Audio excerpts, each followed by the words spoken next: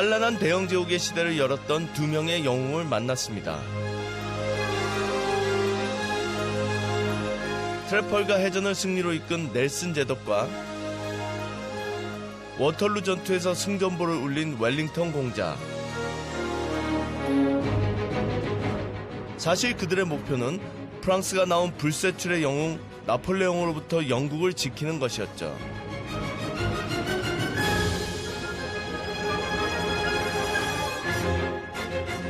대혁명 이후 혼란을 끝내고 프랑스의 영광을 되찾겠다며 황제가 된 사나이 나폴레옹. 그는 자유와 혁명 정신을 전파한다는 명분하에 영국을 제외한 유럽의 대부분을 장악했던 프랑스의 영웅인데요. 그를 만나기 위해 혁명의 땅으로 향합니다.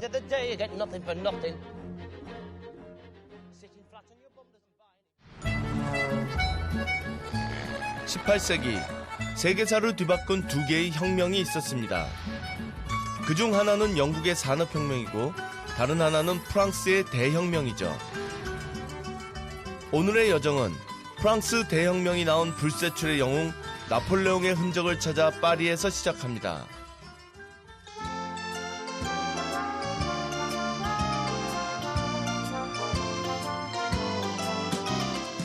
프랑스 파리는 우리나라를 포함한 전 세계 여행자들이 가장 선호하는 여행지 중 하나죠. N'importe qui, ce fut toi, je t'ai dit n'importe quoi, il suffisait de te parler pour t'apprivoiser. Oh, Champs-Élysées, oh, Champs-Élysées. 파리에서 제가 제일 먼저 찾은 곳은 에펠탑입니다. 파리의 랜드마크이자 시내를 한눈에 볼 수 있는 곳이기 때문이죠.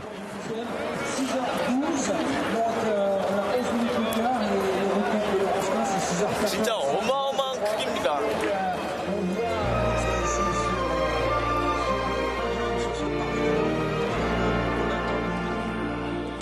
높이만 무려 324m에 달하는 에펠탑은 3개의 전망대가 있는데요.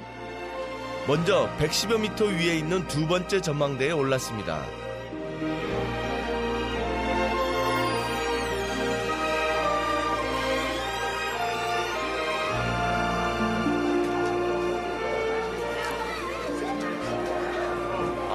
한참 올라왔을 텐데 정말.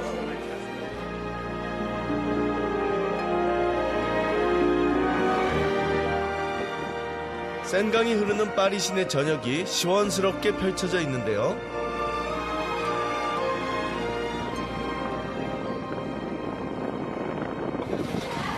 진짜 에펠탑 밑에서도 장관이고 위에서는 더 장관이네요.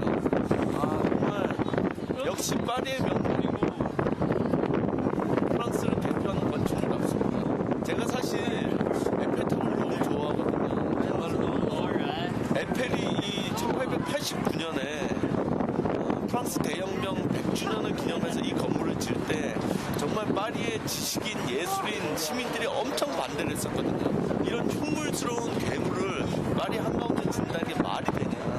그러나 에펠과 그 당시 이 박물관을 관장했던 버크로아라고 하는 장관이 사실은 밀어붙인 겁니다. 근데 오늘날은 이 에펠탑이 없는 파리를 상상할 수가 없죠. 에펠탑 위에서 바라본 파리. 그야말로 도시 자체가 하나의 예술품이자 박물관이라는 말이 실감납니다.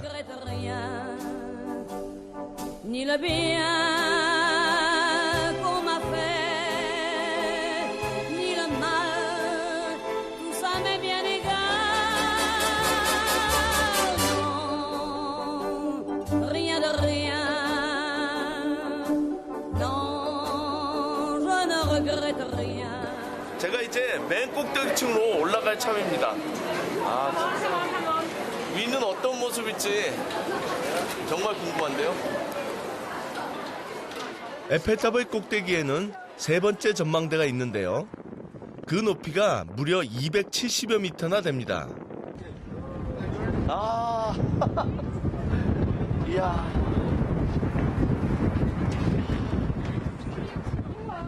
두 번째 전망대와는 공기부터가 다릅니다. అవును కదా 와, 어떻게 이런 풍광이 나오죠? 아, 제가 진짜 여기저기 탑이란 탑은 거의 다 올라와 본 것 같은데, 야, 에펠탑 2층 నాకు పోయినట్టు అనిపించింది మరి. 정말 최고인 것 같아요. Sous le ciel de Paris s'envole. 프랑스 대혁명이 가져다준 개혁과 진보의 상징으로 만들어진 에펠탑. 그 위에 서니 프랑스의 파란만장한 역사가 파노라마처럼 펼쳐집니다. Sous le ciel de Paris marchent des amoureux. Leur bonheur se construit sur un air fait pour eux. Sous le pont de Bercy, un philosophe assis, de musiciens, quelques badauds, puis des gens par milliers. Sous le ciel de Paris jusqu'au soir vont chanter l'hymne d'un peuple épris de sa vieille cité. Près de Notre-Dame, parfois couvre un drame, oui mais à Paname, tout peut s'arranger. Quelques rayons du ciel d'été, l'accordéon d'un marinier. 제가 지금 프랑스 혁명이 시작된 바스티유 광장을 찾아가고 있습니다. 지금 바로 눈앞에 펼쳐져 있는 이곳이 그 바스티유 광장입니다. 원래 이곳은 바스티유 요새가 있던 자리인데요. 프랑스 왕정에 반대하는 세력을 가두던 감옥으로 사용하면서 절대 왕정의 상징이 됐던 곳이죠.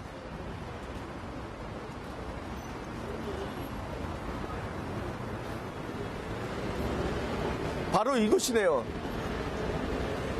프랑스 대혁명이 시작된 바스티유 요새가 있었던 그곳입니다. 인류 역사의 위대한 전환점이었던 프랑스 대혁명이 1789년 7월 14일 날 이곳에서 시작됐다라는 그 팻말만 남아있을 뿐 요새는 이제 사라졌습니다. 당시 프랑스 국왕 루이 16세의 무능함과 특권 계급의 탐욕으로 피폐한 삶을 이어가던 파리 시민들이 바스티유 감옥을 습격하면서 혁명의 불길이 치솟게 된 거죠. 사실은 이 자리에서 근대사가 시작된 거거든요. 근데 지금 그 장소에는 은행이 들어서고 지나가는 사람들 아무도 신경 쓰지 않아요. 그냥 무심히 스쳐 지나갈 뿐입니다. 이곳에서 우리의 역사가 바뀌었는데 말이죠.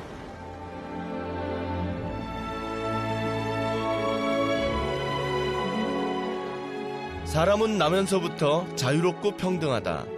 정부를 움직이는 힘은 국왕에게 있는 것이 아니라 국민에게 있다. 세상의 패러다임을 바꾼 그들의 절규가 귓가에 울리는 듯합니다.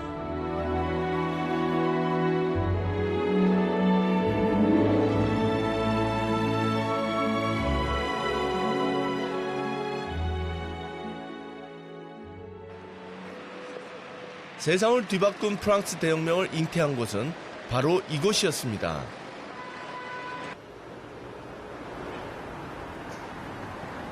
저는 지금 르 프로코프라고 하는 1686년에 지어진 파리에서 가장 오래된 카페에 들어가고 있습니다.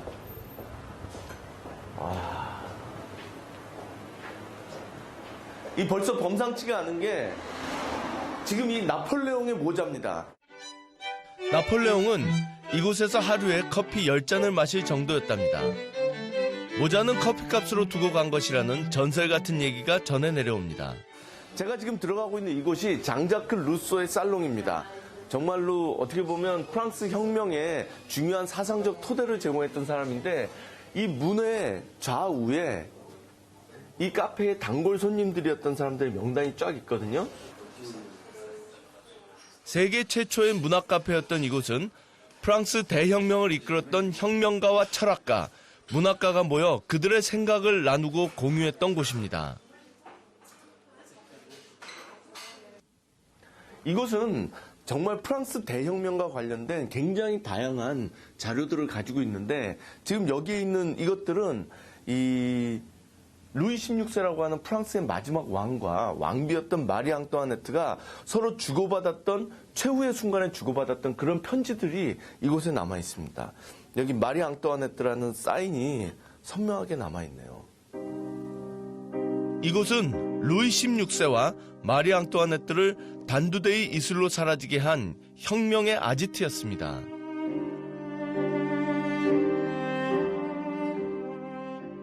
정말 이 카페가 프랑스 대혁명과 관련돼서 중요한 역할을 했다는 걸 본인들이 이렇게 쫙 드러내고 있는 게 지금 보면 이 벽화에 나와 있는 것들이 프랑스 대혁명 당시에 어떻게 보면 혁명의 상징들입니다. 권력을 상징하는 도끼가 프랑스 민중을 대표하는 모자를 호위하는 듯한 이 문양은 민중이 권력을 갖는다는 혁명 정신을 의미하죠.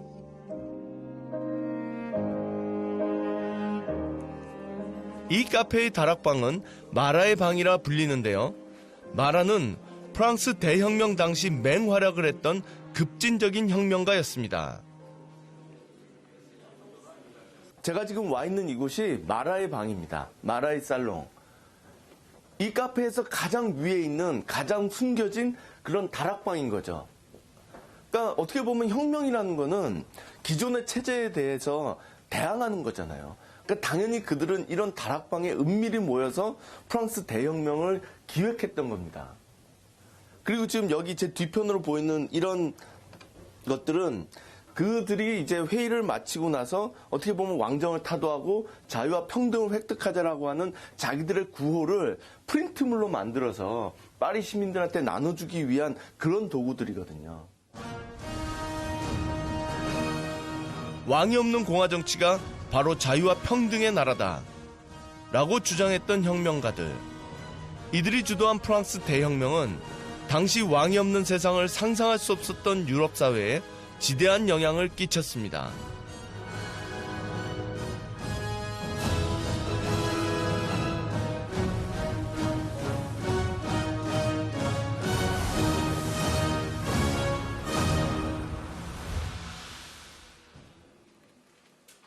Je vous souhaite la bienvenue. Je vous emmène en cuisine pour goûter le coq au vin, comme convenu. Par ici.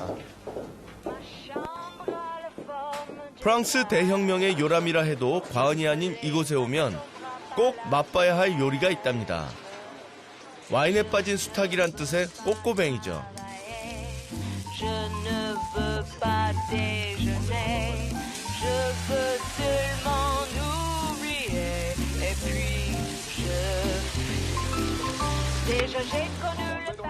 닭고기를 와인에 재웠다가 야채와 함께 조리는 프랑스 전통 요리 꼬꼬뱅은 큰 닭의 육질을 부드럽게 만들기 위해서 고안된 요리라고 합니다.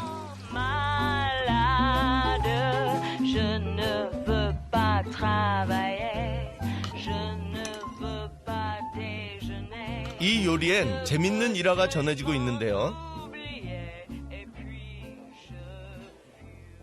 프랑스가 이제 종교 전쟁을 끝내고 앙리 사세가 즉위를 했을 때 굉장히 나라가 어렵고 이제 백성들의 삶이 피폐해 있었거든요. 그때 앙리 사세가 내건 경제 정책이 일주일에 한 번씩 꼬꼬뱅을 먹을 수 있도록 하겠다.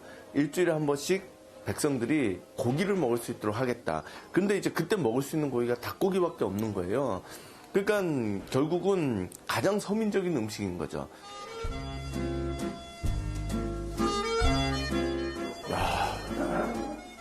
닭고기가 엄청 연하고 부드럽습니다.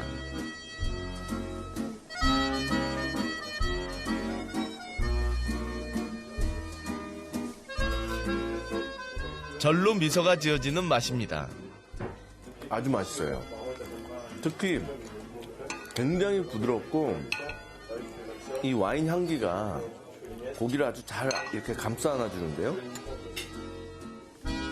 파리 역사의 산증인과 같은 이곳에서의 식사는 오랫동안 잊지 못할 것 같습니다.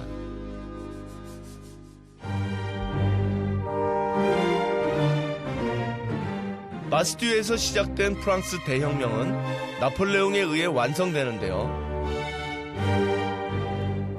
스스로 황제의 자리에 오른 그는 이곳 노틀담 대성당에서 대관식을 치르죠. 우리에겐 빅토르 위고의 노틀담 드 파리로 익숙한 이 노틀담 대성당은 프랑스 고딕 양식의 걸작으로 꼽힙니다.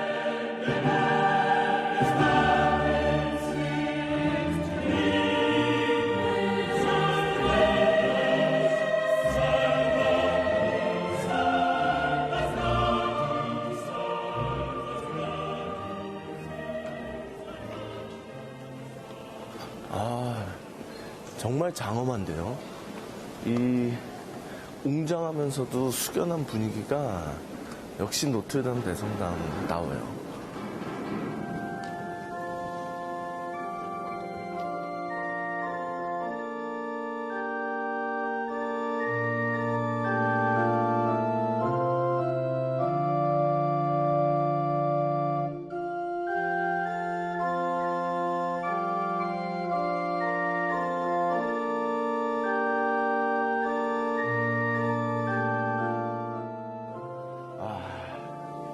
이 성당은 정말 프랑스인의 심장이자 영혼이라고 할 수 있는 곳이거든요. 당연히 프랑스 역사에서 굉장히 중요한 이벤트가 많이 열렸는데 그 중에서도 가장 대표적인 것이 1804년 12월 2일 날 바로 이곳에서 열렸던 나폴레옹의 대관식입니다. 나폴레옹 보나파르트는 코르시카의 시골뜨기로 태어났지만 결국 이곳에서 프랑스인의 황제가 되고 전 유럽의 지배자로 비상하게 됩니다. 정말로 역사적인 현장이네요. 절대왕정을 무너뜨리고 자유와 평등이라는 대혁명의 정신을 유럽에 전파하고자 했던 그 원대한 야망을 품었던 한 사나이를 만납니다.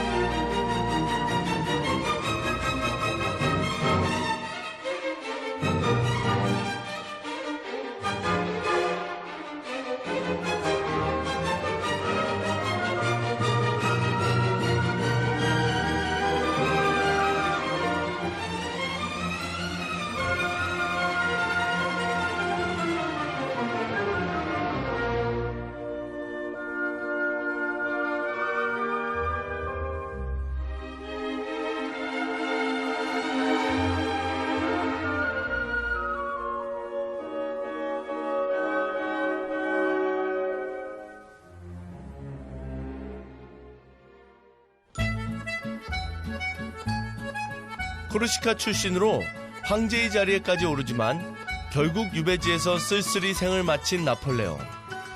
그의 파란만장한 삶의 흔적들을 쫓아 베르사유와 말메종을 거쳐 퐁텐블로로 향합니다.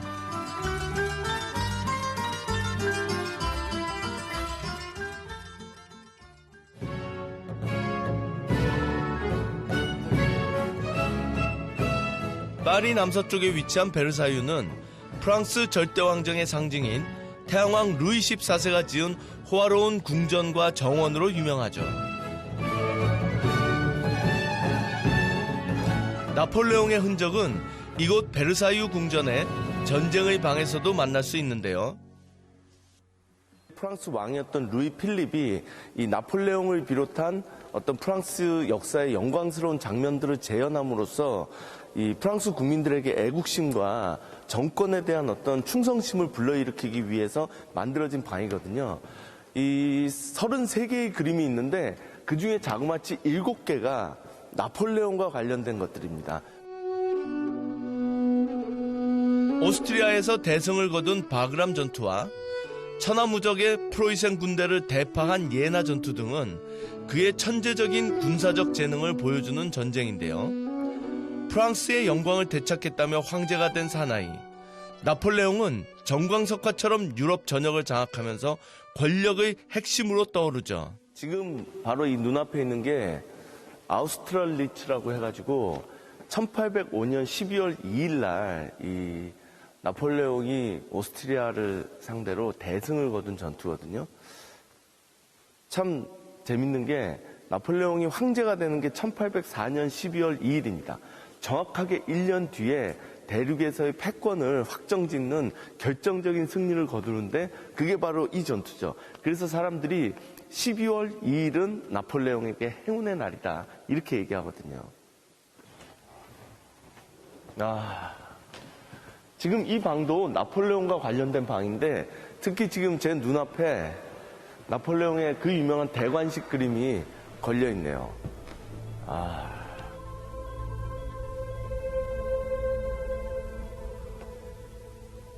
이 그림에는 약간의 트릭이 숨겨져 있습니다. 보시면 지금 황제 나폴레옹이 왕관을 높이 들어서 앞에 무릎을 꿇고 있는 황비 조세핀에게 씌워주는 것 같이 이렇게 돼 있지만 사실은 지금 뒤에 있는 교황으로부터 왕관을 받기를 원치 않았던 나폴레옹이 왕관을 들어서 자기 머리 위에 직접 쓰는 거거든요. 본인은 하느님의 은총이나 교회의 도움이 아니라 국민의 뜻에 의해서 자신의 능력에 의해서 황제가 됐다는 것을 상징적으로 보여주기 위한 정치 행위였어요. 근데 그게 이 화가한테는 부담이 됐던 겁니다. 교황이 아무 역할을 하지 못했다는 게. 그래서 마치 황제가 황비에게 왕관을 씌워주는 것처럼 착시 현상을 일으키도록 이 그림을 그린 거죠. 이 그림으로 황제 나폴레옹은 역사 속에 영원히 기억되는 영웅이 됩니다.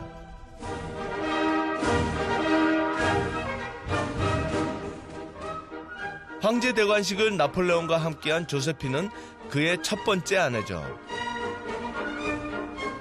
세기의 사랑이라 불릴 정도로 열렬히 사랑했던 이들은 이혼하기 전까지 이곳 말메종성에서 행복한 나날을 보냈다고 합니다.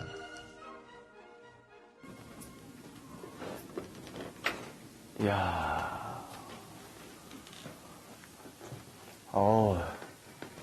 아주 좋은데요? 이게 마치 무슨 황제의 살롱이라기보다는 전쟁터 한복판에 있는 군용 막사 같은 그런 느낌을 줍니다. 특히 이렇게 문을 닫았을 때 보면 이게 지금 문인데 나오고 들어가는 입구에 뭐 로마 시대라든지 카르타고 시대의 무구류들을 이렇게 쭉 그려놓고 또 이제 위에는 독수리 군기, 저것도 이제 결국 로마 제국의 상징이면서 나폴레옹 제국의 상징인데 저렇게 독수리 문양을 장식을 해놨네요. 정말로 로마라고 하는 제국을 추구했던 나폴레옹의 어떤 뭐 이상, 뭐 정치적인 목표 같은 게 이 방 안의 인테리어를 통해서 잘 나타나네요. 지금 요 앞에는 어머니와 그리고 부인이었던 조세핀의 초상화를 이렇게 쫙 걸어놨고요. 늘 등대처럼 나폴레옹의 길을 비춰줬던 어머니와 그가 평생을 사랑한 조세핀, 천하의 영웅 나폴레옹이 사랑한 여인들입니다.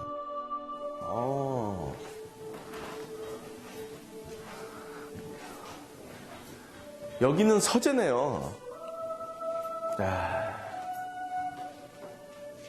나폴레옹이 또 공부에도 일가견이 있었거든요. 이집트 원정길에도 천여 권의 책을 싣고 다녔다는 일화가 있을 정도로 독서광이었던 나폴레옹. 그의 서재는 그리스 로마 시대부터 그가 좋아하던 철학자와 역사학자들의 초상화로 장식되어 있었습니다. 이 나폴레옹이 살던 그 시대는 정말로 대격변의 시대였거든요. 근데 놀랍게도 그 당시를 살아가던 수많은 리더들 중에 공부를 하고 책을 읽고 어떤 인간의 본질적인 것을 추구하는 사람이 많지 않았습니다. 남들은 그래서 겉모습을 중요하게 생각하고 연주를 중요하게 생각하고 그런 허영에 들떠 있을 때 학창 시절부터 나폴레옹은 굉장히 본질적인 것을 추구하려고 노력했던 사람이거든요. 결국은 그런 것들이 나폴레옹을 그 격동의 시대를 헤치면서 세계의 역사를 이끌어가는 위대한 리더로 성장시키는데 결정적인 어떤 도움이 됐던 거죠.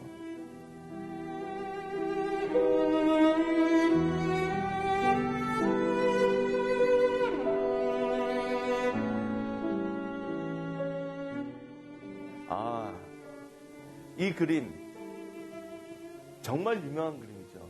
진짜 우리 말 그대로 교과서에서 볼 수 있는 그림이라는 게 딱 이런 그림인데 정말로 뭐 불가능은 없다 내 사전에 라고 외치는 듯한 이제 그런 느낌을 주는 그림인데 이 진품 첫 번째 작품이 바로 이 말매종성입니다. 1800년 나폴레옹이 알프스 산맥을 넘었던 사건을 기념한 그림인데요. 카르타고 장군 한니발과 샤를마뉴의 이름이 그려져 있습니다. 나폴레옹이라는 사람이 한니발처럼 알프스를 넘어서 이탈리아를 쳐들어갔다는 걸 보여주는 동시에 그걸 통해서 그는 샤를마뉴처럼 유럽의 아버지로 거듭나고 있다라는 것을 동시에 보여주는 거죠. 참 재밌는 그림이네요.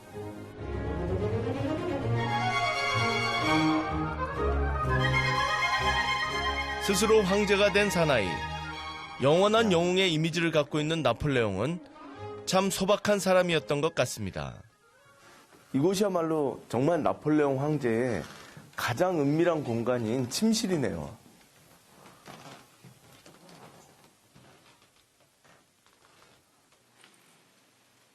세상을 호령하던 황제의 침실이라고 하기엔 너무나 단촐한 모습이죠. 정말 전 유럽을 지배하던 나폴레옹이라는 황제는 뭔가 화려함과 부귀영화를 누렸던 그런 삶을 추구했던 게 아니라 정말로 자기가 꿈꿨던 이상, 목표를 향해서 달려갔던 그런 황제였다라는 게 딱 보여지네요. 로마 전쟁의 신 마르스에게 경의를 표하기 위해 사방을 천막으로 둘러친 황제의 소박한 침실을 지나 그의 피앙세 조세핀의 침실로 향합니다. 확실히 이곳은 조세핀의 침실답게 굉장히 좀 로맨틱하다고 그럴까요? 아이러니하게도 이곳도 군용막사처럼 이 인테리어가 돼 있긴 해요. 그런데도 나폴레옹 방보다는 훨씬 로맨틱한 느낌이 나네요. 1796년에 결혼식을 올린 두 사람은 13년 만에 이혼을 합니다. 세계를 제패한 영웅 나폴레옹. 정작 자신을 지배한 진정한 정복자는 조세핀 뿐이라고 했다는데요. 나폴레옹의 슬픈 사랑이 느껴지는 듯합니다.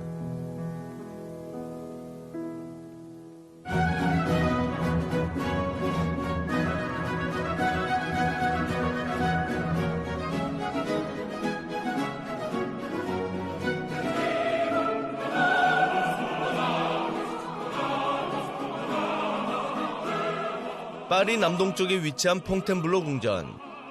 베르사유 궁전이 만들어지기 전까지 프랑스의 왕들이 가장 사랑했던 궁전 중 하나였던 이곳에도 나폴레옹의 흔적은 남아 있습니다. 이 긴 회랑에는 나폴레옹의 가족 초상화가 걸려 있는데요.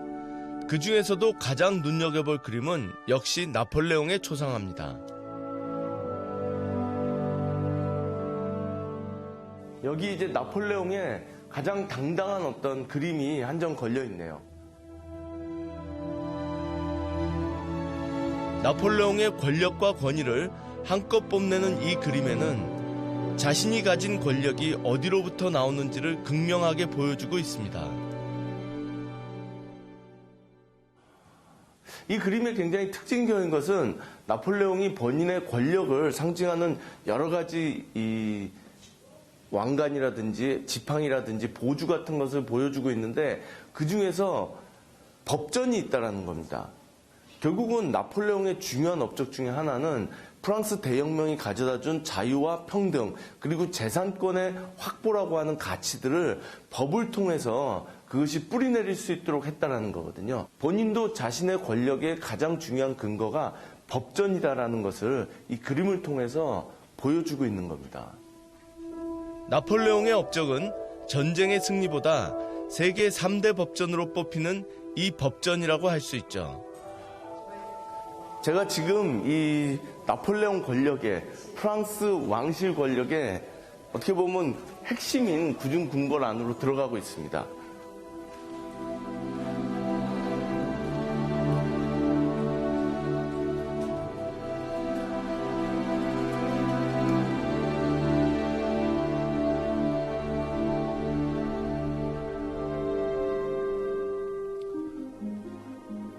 그리고 이곳은 바로 권력의 핵심인 왕좌의 방입니다.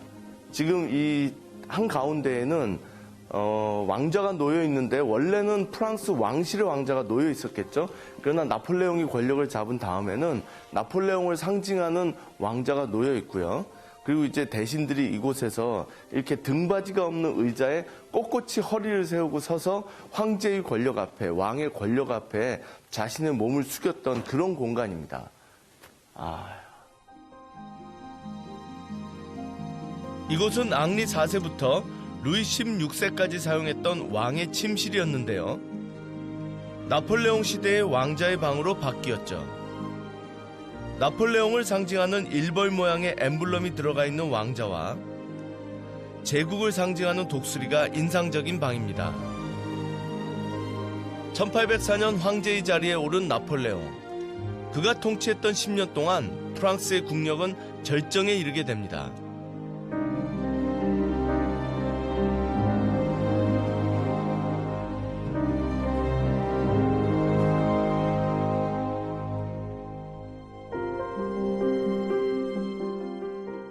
하지만 영원할 것 같던 그 영광의 시간도 오래가진 못했습니다. 1814년 프랑스의 황제이자 유럽의 지배자였던 나폴레옹은 모든 권력을 내려놓고 이곳에서 쓸쓸한 퇴위식을 갖습니다. 참 씁쓸하기도 하고 역사의 어떤 피할 수 없는 순환? 흥망성쇠 그리고 비애감 같은 게 느껴지네요. 그가 권력의 절정에서 권력의 밑바닥으로 내려올 때 그의 곁을 지키던 것은 그가 별로 해준 게 없는 목숨과 이런 것들을 요구했던 그 늙은 근위대원들 뿐이었거든요.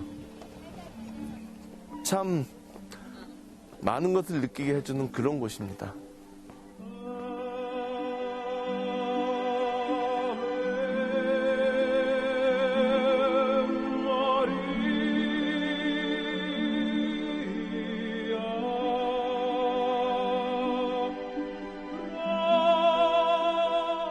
러시아 원정 실패로 엘바 섬에, 워털루 전투의 패배로 세인트 헬레나 섬에 유배됐던 나폴레옹은 결국 1821년 파란만장한 생을 마감합니다.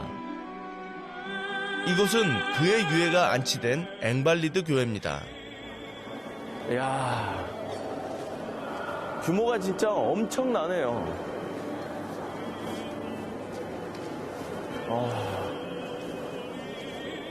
지금 제 눈앞에 보이는 이것이 나폴레옹의 무덤입니다. 정말 그의 역사적 위상에 걸맞게 장엄하네요.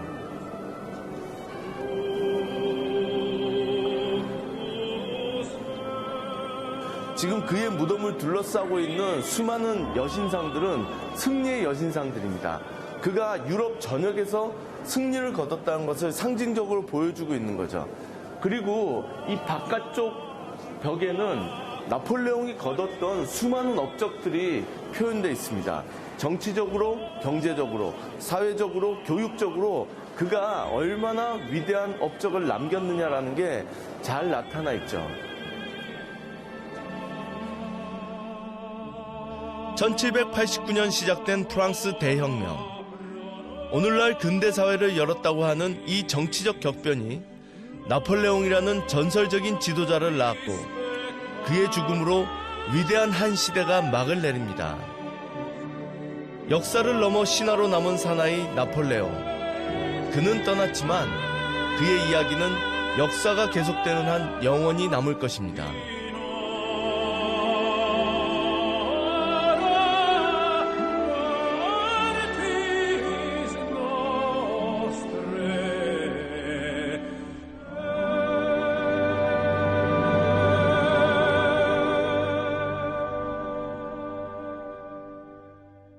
Let's do it, let's fall in love.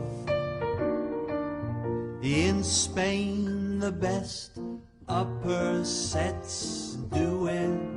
Lithuanians and let's do it, let's do it, let's fall in love.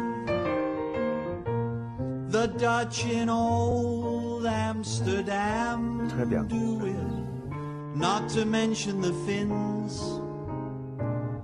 Folks in Siam do it. Think of Siamese twins, some Argentines without means do it. People say in Boston even beer